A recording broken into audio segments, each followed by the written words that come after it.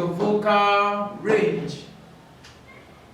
When you discover that a key is too high for you, don't sing on that key, because doing that is going to what? Affect your voice. So those are the 8 tips that every singer must take note of. Now, we want to look at some questions and answers that people ask. Some questions and answers that people ask on singing. There are a lot of problems that people are having on singing. I've been receiving questions from people that, okay, and if I'm having this problem, what should I do? What should I do? So because of that, I've compiled everything together and I've put it into this video for you to learn 1 or 2 things. So what are the questions that people ask? Number 1 question that people ask concerning singing is this. One of the questions I received: why do I run out of breath when I sing? Somebody asked that question. Why is it that I don't have enough breath while singing? The question is this. Sorry, the answer to your question is this. Do breathing exercise. There are breathing exercises that I've explained in this video. Go over to that video, to the beginning of the video, and check the explanation I did on that. Do breathing exercise and also do regular exercise. You don't want to run out of breath. Most of the singers that you see out there that are singing very well, they know how to manage their breath. So number 2 question that people used to ask, and that is the general common problem. Can you imagine somebody, a handsome man or a beautiful lady? I was in a program. There was one beautiful lady, very beautiful, fair in complexion and tall. When she mounted the stage, oh, people were clapping. Hey, they were happy that, oh, this person wanted to sing. The pianist was on the key, but the next thing you hear is another thing. She was singing off key. So this is the general problem that is common with people. So we want to talk about that. Why do people go off key? Somebody is now asking this question. Why do I go off key? Am I having hearing problem? Does that mean that I'm deaf? Does that mean that I don't know how to hear? No, you are not deaf. This is the answer to your question. Number 1, you need to have the knowledge of pitch.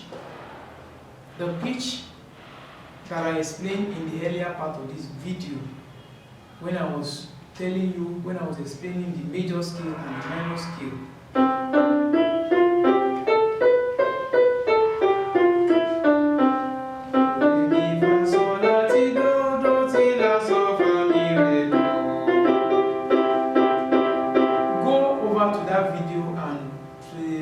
Part where I was explaining pitch. So if you have the knowledge of pitching, it will help you, your ears to be trained to sound. The ear that you use for the normal hearing is different from the hearing of what? Music. Listen to this now. It's different from. It's different from. It's different from. It's different from.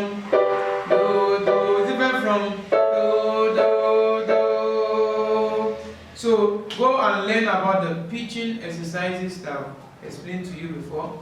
And number 2, develop a good sense of hearing in order to know when you are off key. Yes, develop a good sense of hearing when you are singing. If you are doing your regular exercise, that is why I advise people that they should have a piano whenever they are rehearsing at home. If you have a good hearing skill, when you are going off key, you should be able to know. So my advice for you is this: anytime you notice that you are going off key or you are about to go off key, just be quiet within 3 or 4 seconds.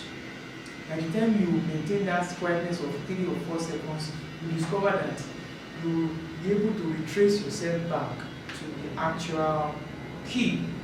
And another reason why people go off key is this: they are singing on a high pitch or on a low pitch.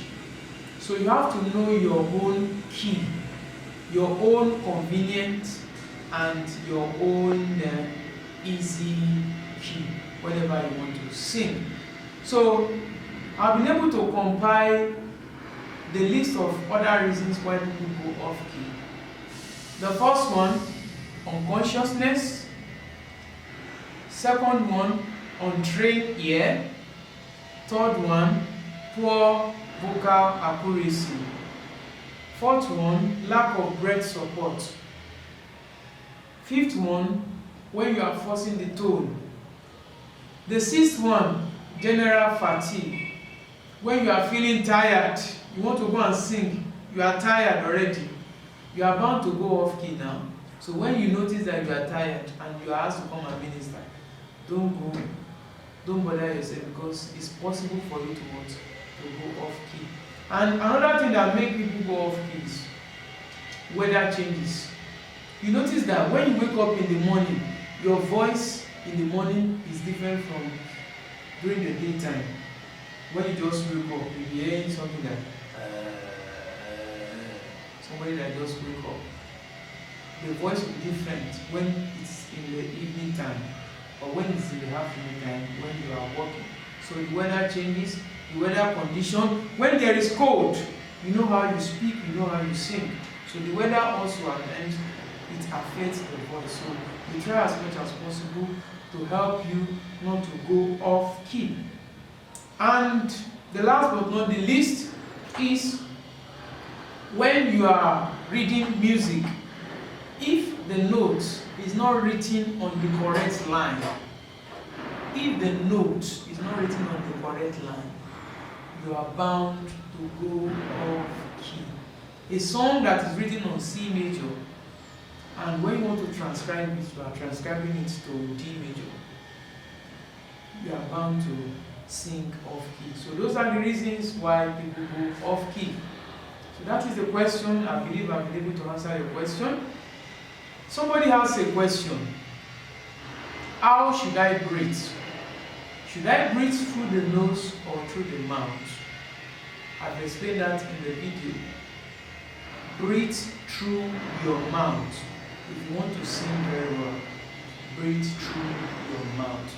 And I've said it earlier on, make sure you take water, enough water. Drink water very well when you are singing. Number 4 question. Would I be able to extend my vocal range? Would I be able to extend my vocal range? Or should I remain on my vocal range? Well, to be candid with you, my advice is that work on your vocal range. Your own vocal range, work on it. Don't copy other people's vocal range. Work on, once you are able to discover your vocal range, work on your vocal range. Because your vocal range is your natural voice. Your voice is different from my voice. So it's applicable to everyone. So don't sing out of your vocal range. So when you know your vocal range, then it will help you. So take note of that. Perfect rehearsal, training on your natural vocal range. Number 5, the question that people ask. And what is the question?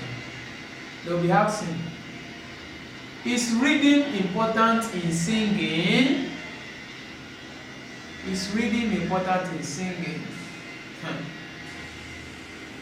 If you want me to be sincere with you, reading is very important, because the reading has to do with the beats and the tempo.